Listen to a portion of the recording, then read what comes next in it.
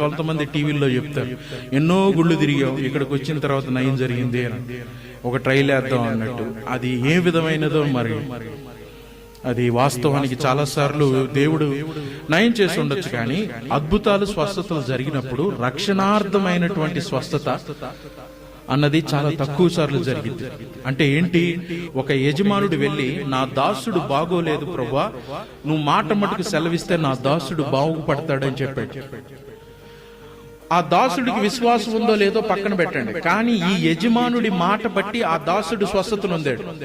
అంటే అతడి విశ్వాసంతో పని లేదు స్వస్థత పొందడానికి, కానీ ఇతడు నమ్మాడు కాబట్టి, ఈ యజమానుడు అడిగాడు కాబట్టి జరిగింది. అంటే స్వస్థతలు జరుగుతాయి, కానీ అది రక్షణార్థమైన స్వస్థత.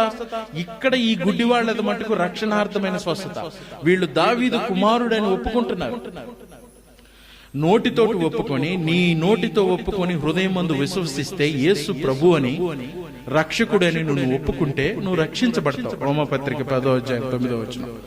నోటితోటి ఒప్పుకున్నప్పుడు చాలాసార్లు అద్భుతాలు జరుగుతాయి, కానీ వాళ్ళు దేవుడిని అనుభవిస్తారు, దేవుడిని ఎరుగుతారు, కానీ వాళ్ళు ఆయన్ని రాజుగాను ప్రభువుగాను దావీదు కుమారుడిగాను నిత్యము పరిపాలించే దేవుడిగా ఒప్పుకోరు. కాబట్టి ఆ స్వస్థతలుగానే ఉంటాయి, కానీ వారి హృదయాల్లో మార్పులు మటుకు జరగవు. కాబట్టి స్వస్థతలను బేస్ చేసుకొని ఒకని యొక్క విశ్వాసం సరైనది అని చెప్పటం చాలా పొరపాటు.